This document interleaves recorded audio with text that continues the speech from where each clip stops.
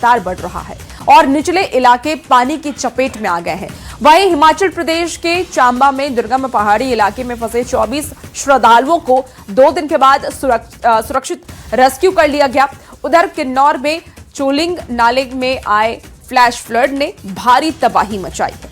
मलबे और पत्थरों की चपेट में कई गाड़ियां दब गई तो मध्य प्रदेश के बैतूल में भैंसाई नदी उफान पर है, जहां कई गांवों का सड़क संपर्क एक दूसरे से टूट गया है। जयपुर में तो कुछ ही घंटों की बारिश ने एसएमएस अस्पताल की व्यवस्थाओं की पोल खोलकर रख दी, जहां आईसीयू और इमरजेंसी तक में पानी भर गया है। और इस बीच पंजाब के पठानकोट में जलभराव के बीच यात्रियों से भरी बस फंस गई है, जिन्हें रेस्क्यू टीम ने सुरक्षित बाहर निकाल लिया। गुजरात के भावनगर और इसके साथ ही गिर सोमनाथ, वलसाड और डांग में भी भारी बारिश ने नदियां उफान पर नजर आ रही हैं। सड़कें जलमग्न हैं, खेत डूब गए हैं और कई जगहों पर बाढ़ जैसे हालात बने हुए हैं। ये तस्वीरें भी आपको टीवी स्क्रीन पर दिखा रहे हैं। अलग अलग जगह की तस्वीर है, जहां कुल मिलाकर के देश के कई राज्यों में मूसलाधार बारिश हुई और ऐसे में मानसून ने रफ्तार पकड़ ली है और उसके साथ लोगों की परेशानी बढ़ गई है।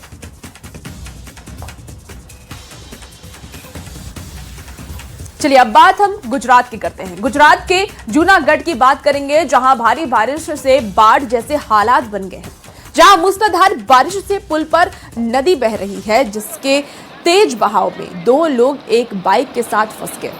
तस्वीरें भी टीवी स्क्रीन पर आपको दिखा रहे हैं। पानी का बहाव कितना तेज होगा, इसका अंदाजा आप इसी तस्वीर को देखकर के लगा सकते हैं कि भारी भरकम लोहे के बाइक किसी खिलौने की तरह सैलाब के बीचों बीच फंसी नजर आ रही है। लेकिन दोनों जो लोग हैं, उस पर सवार जो थे, वो सैलाब के बीच डट करके खड़े रहे और बाइक को मजबूती से थामे दिखाई दिए।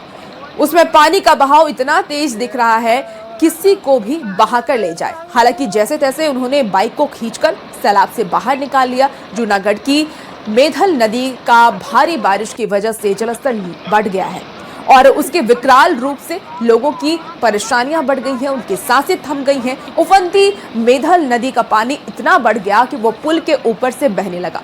जो वीडियो उसको देख करके ये पहचान पाना मुश्किल हो गया है कि यहाँ कोई पुल भी है। पुल पर नदी बहने से कई इलाकों का संपर्क सीधे तौर पर टूट गया है। सड़क से पुल का संपर्क नहीं हो पा रहा है। वहीं प्रशासन ने लोगों से उफनती नदी से दूर रहने की अपील की है।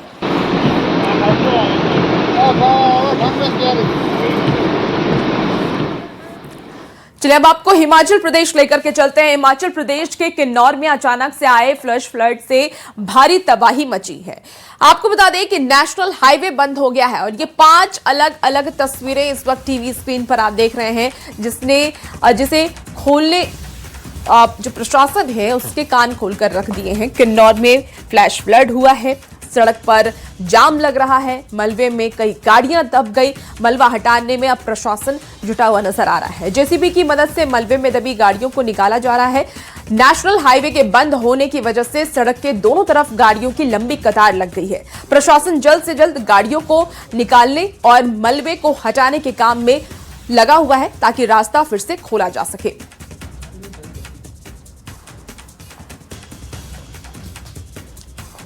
और राजस्थान में भी मॉनसून ने एंट्री तो ले ली है, लेकिन राहत की बात भी है। लेकिन पहली बारिश ने, आपको बता दें कि तैयारियों की पोल खोलकर रख दी है, क्योंकि जैसे ही मॉनसून की एंट्री हुई, बारिश का मूसलाधार बारिश का दौर शुरू हुआ और ऐसे में प्रशासन की तरफ से जो व्यवस्था की गई थी, अब उसकी पोल खुलती हुई नजर आ रही है। कई अस्पताल में इलाज से पहले पानी मिला, तो कहीं 1 घंटे की बारिश में शहर तालाब बन गया, तो कहीं मकान जमींदोज हो गए। वहीं श्री गंगानगर में अभी भी 43 डिग्री की तपिश में बारिश का इंतजार लोग कर रहे हैं। रिपोर्ट आपको दिखाते हैं।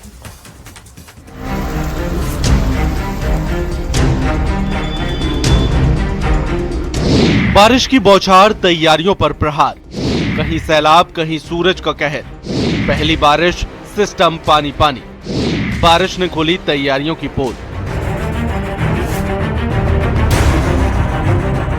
राजस्थान में मानसून ने दस्तक क्या दी, कई शहरों की तैयारियों की भी पहली ही बारिश में पोल खुल गई। कहीं कुछ घंटों की बरसात ने विकास के दावों को बहा दिया, तो कहीं बारिश का ऐसा कहर टूटा कि लोगों के आशियाने तक उजड़ गए। और जिन जिलों तक अब भी बादल नहीं पहुंचे, वहां सूरज अब भी आग उगल रहा और गर्मी लोगों का इम्तिहान ले रही है।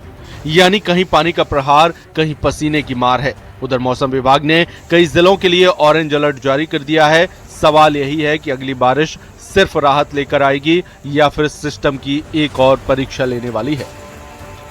राजधानी जयपुर में बादल पिछले 2 दिनों से रुक रुक कर बरस रहे हैं, तो प्रदेश के कई जिलों में मानसून अब पूरी रफ्तार पकड़ चुका है। बीते 24 घंटे में करौली और झुंझुनू में 2 इंच तक बारिश दर्ज की गई, जिससे मौसम का मिजाज पूरी तरह बदल गया। लेकिन अभी बारिश चुनौती भी बन सकती है। मौसम विभाग ने शुक्रवार को जैसलमेर को छोड़कर पूरे राजस्थान के लिए येलो अलर्ट जारी किया है, तो वहीं कोटा, बारां और झालावाड़ के लिए ऑरेंज अलर्ट जारी किया गया है। वहीं अनुमान है कि प्रदेश में अगले 2 सप्ताह तक बारिश का सिलसिला जारी रहेगा। पहली बारिश ने राजधानी के सबसे बड़े सरकारी अस्पताल की तैयारियों की पोल खोल दी। जयपुर के एसएमएस ट्रॉमा सेंटर में इलाज से पहले बारिश का पानी मरीजों का स्वागत करते नजर आया। हालात ऐसे रहे कि छत से टपकता पानी सीधे ग्राउंड फ्लोर तक पहुंच गया और इमरजेंसी, आईसीयू, ईसीजी, एक्सरे कक्ष से लेकर बरामदों तक पानी ही पानी नजर आया। विडंबना देखिए, जहां मरीजों को संक्रमण से बचाना चाहिए, वहीं उन्हें बारिश के पानी के बीच इलाज और जांच कराने पर मजबूर होना पड़ा। पहली बरसात में अस्पताल प्रबंधन के दावों की छत भी टपक गई और व्यवस्थाएं पानी पानी हो गई। प्रशासन के दावे सिर्फ जयपुर में ही नहीं बहे, सवाई माधोपुर के गंगापुर सिटी में भी पहली तेज बारिश ने तैयारियों की पूरी कहानी बयां कर दी। महज 1 घंटे की बारिश ने नगर परिषद के इंतजामों की ऐसी परीक्षा ली कि नतीजा सड़कों पर साफ दिखाई दिया।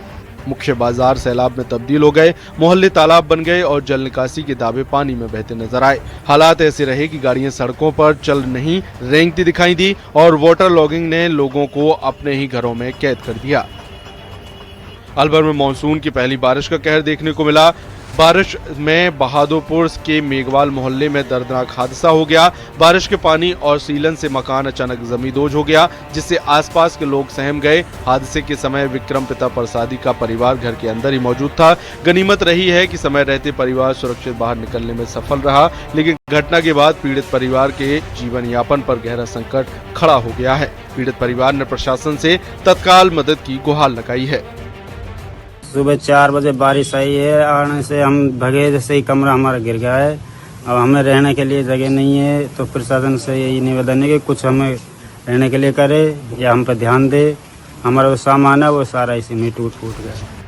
सरिस्का में झमाझम बरसे बादलों ने सूखी धरती ही नहीं प्यासी पड़ी रूपारेल नदी में भी जान फूंक दी। बारिश के बाद नदी में पानी की आवक शुरू होते ही इसका नजारा देखने के लिए ग्रामीणों और राहगीरों की भीड़ उमड़ पड़ी। बहते पानी के इस खूबसूरत दृश्य को लोगों ने अपने कैमरों में कैद किया। किसानों के लिए जीवनदायिनी माने जाने वाली रूपारेल नदी फिर से बहना राहत और उम्मीद की बड़ी खबर है। हालांकि लगातार बारिश के चलते निचले इलाकों में जलभराव की स्थिति भी बनने लगी है, जिससे लोगों की मुश्किलें बढ़ने की आशंका है।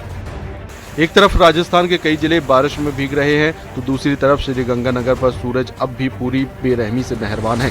मानसून की दस्तक के बीच भी यहां बादलों ने जैसे एंट्री लेने से इनकार कर दिया है। चौथे दिन भी श्रीगंगानगर प्रदेश का सबसे गर्म जिला बना रहा, जहां पारा 43 डिग्री सेल्सियस तक पहुंच गया, जबकि रात भी 27 डिग्री के आसपास तपती रही। नतीजा दिन में धूप झुलसा रही है, रात में उमस सता रही है और लोग राहत की बारिश का इंतजार करते करते पसीने में तरबतर हैं।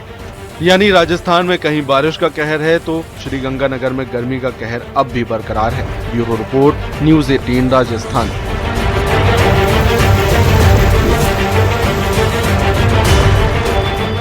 और चलिए अब बात दिल्ली की करते हैं। दिल्ली के प्रदूषण को खत्म करने के लिए दिल्ली सरकार इस बार ठोस और कठोर फैसले कर रही है। मकसद एकदम साफ है, गैस चैम्बर बनने वाली दिल्ली को दम घुट्टू धुएं से आजादी दिलानी है। दिल्ली की हवा को साफ नहीं स्वस्थ बनाना है और इसी नियत से नीति तैयार कर फैसले भी लिए जा रहे हैं।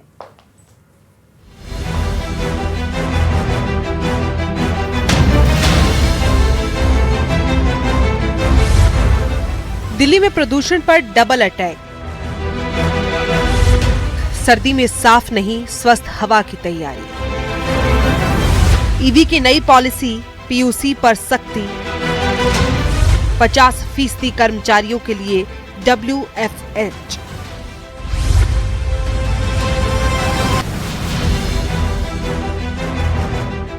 दिल्ली एनसीआर अभी मॉनसून से सराबोर होने को तैयार है और दिल्ली सरकार सर्दियों की तैयारी में जुट गई है।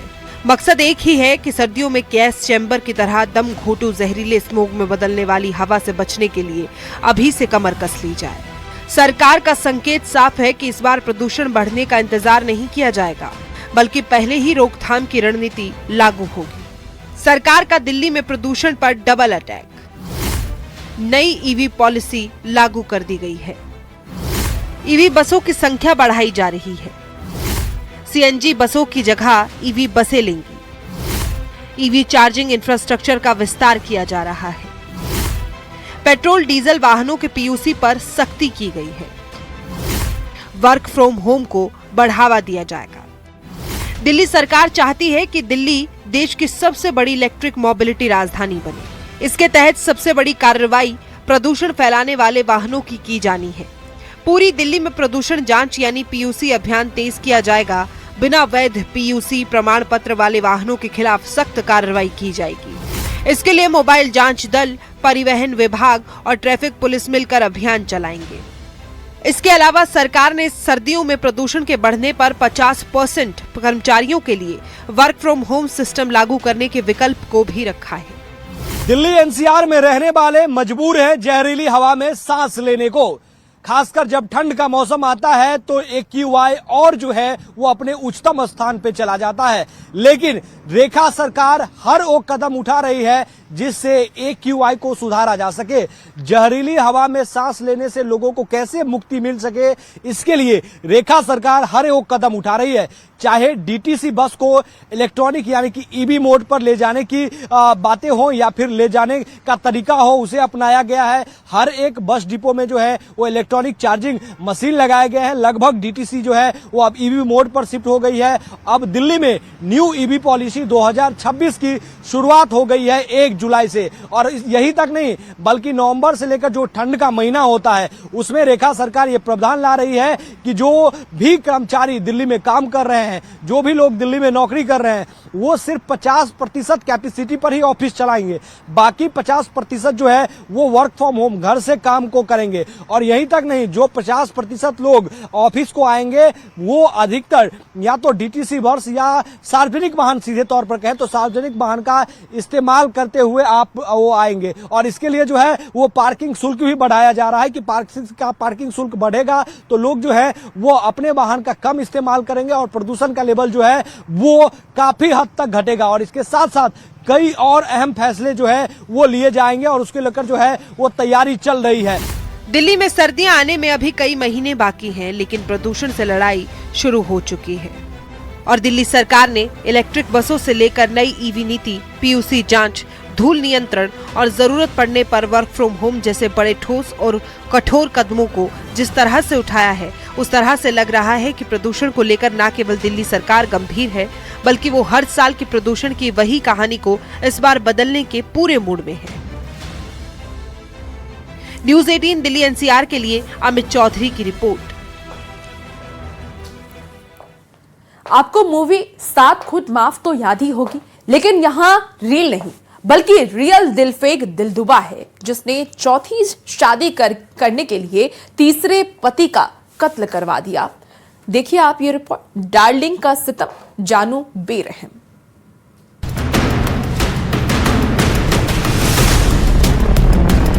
बीवी बेवफा, 7 खून माफ, तीसरे पति का कत्ल, इश्क की खुमारी, चौथी शादी की तैयारी, NH-44 सुहाग के मर्डर का प्लॉट,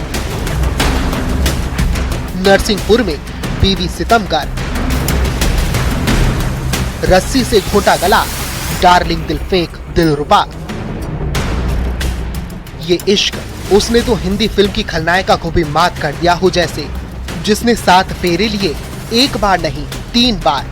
पहले सुनिए अपने पति को मौत के घाट उतारने वाली डार्लिंग की शादी की कुंडली को, तीसरी शादी की। ये 30 तारीख को पुलिस को सूचना मिली थी कि नरसिंहपुर शहर के बाहर वारुवेवा नदी के किनारे नेशनल हाईवे के पास में डेड बॉडी पड़ी हुई है। तत्काल पुलिस वहाँ पर मौके पर पहुँची। पूरे जो सीन ऑफ क्राइम उसका साइंटिफिक एग्जामिनेशन किया गया, पोस्टमार्टम करवाया गया। पोस्टमार्टम में स्ट्रैंगुलेशन डॉक्टर के द्वारा सजेस्ट किया गया। यानी 3 बार शादी की। अब कौन है जो 3 बार शादी कर चुकी है? लेकिन उससे पहले एक क्राइम थ्रिलर को सुनिए। नरसिंहपुरा के बारू रेवा नदी पुल के पास NH-44 से कुछ दूरी झाड़ियों में एक लाश मिली थी। ये लाश थी तुलसीराम मेहरा की। घटनाक्रम में इन जो मृतक तुलसीराम है, इनकी पत्नी सरोज मेहरा, उनका और उनके प्रेमी का इसमें संलिप्तता प्रथम दृष्टया नजर आई। उसमें कुछ हमने टेक्निकल एनालिसिस भी किया, कुछ एविडेंस एकत्रित किए, कुछ हमने जो मृतक की पत्नी सरोज मेहरा है, इनके घर के आसपास से कुछ मुखबिरी भी हमने जुटाई। जांच हुई तो तुलसीराम की हत्यारों का कनेक्शन या कहीं साजिश के तार जुड़े उसी के घर से, जिसमें एंट्री हुई 3 किरदारों की। पहला, मृतक की पत्नी सरोज, दूसरा पत्नी का प्रेमी महेंद्र मेहरा और तीसरा विष्णु रजक, जो महेंद्र का साथी है। पुलिस की माने तो सरोज 3 शादी कर चुकी है और तीसरा पति था तुलसीराम। सरोज अब चौथी शादी की तैयारी में थी, जिसका दिल महेंद्र पर आया। ये बात पति को पता चली। एक्स्ट्रा मैरिटल अफेयर पर घर में रिश्तों में जंग छिड़ गई। पता चला कि दोनों पति पत्नी में लड़ाई झगड़ा होता रहता था और लड़ाई झगड़े की असली वजह एक्स्ट्रा मैरिटल अफेयर। इसको फर्दर हमने डेवलप किया। आरोपियों जो संदिग्ध थे उनको हमने हिरासत में लेकर पूछताछ किया। सरोज का मन तीसरे पति से भर चुका था। अब वो नया आशियाना बनाना चाहती थी, जिसने प्रेमी को अपने ही पति के कत्ल की सुपारी दी। प्रेमी महेंद्र ने अपने साथी विष्णु को इस प्लान में शामिल किया। खाने और शराब के बहाने तुलसीराम को विष्णु ले गया। महेंद्र ने भी पहुंचा और फिर रस्सी से गला घोंटकर लाश को ऐसे फेंका जिससे वो हादसा लगे। जो ऑलरेडी 2 शादी मतलब ये तीसरी शादी थी मृतक के साथ। 2 शादियाँ छोड़ चुकी है पहले और मृतक के साथ इसकी तीसरी शादी थी और उसके बावजूद भी किसी चौथे व्यक्ति के साथ एक्स्ट्रा मैरिटल अफेयर में थी। उस एक्स्ट्रा मैरिटल अफेयर को लेके मृतक की तरफ से बार बार ऑब्जेक्शन उठाए जाते थे। घर में लड़ाई झगड़े भी इस वजह से होते थे। सरोज मेहरा, मृतक की पत्नी, ने अपने प्रेमी महेंद्र मेहरा के साथ मिलकर साजिश रची कि इसकी हत्या करके इसको मतलब हटा दिया जाए ज़िंदगी से, तो ये लोग शादी कर पाएँ। तो महेंद्र मेहरा ने अपने दोस्त के साथ विष्णु रजक, तो इस तरीके से मृतक की पत्नी सरोज, उसका प्रेमी महेंद्र मेहरा और महेंद्र मेहरा का दोस्त विष्णु रजक, तीनों ने मिलकर साजिश रची और मृतक को एक खाना खाने के बहाने हाईवे की तरफ बुलाया गया और रस्सी से उसका गला घोंटकर उसकी हत्या कर दी। इस घटना में जो प्रयुक्त मोटरसाइकिल हैं, मोबाइल्स हैं और जिस रस्सी से स्ट्रैंगुलेट किया था उसको भी पुलिस ने बरामद किया। एक एक कर सुहाग के कातिल बेनकाब हुए। तीसरे पति का कत्ल और चौथी शादी की तैयारी वाकई सबको हैरान कर गई। नरसिंहपुर में राहुल मेहरा के साथ bureau report, news 18, Madhya Pradesh, Chhattisgarh. चलिए वक्त हो चला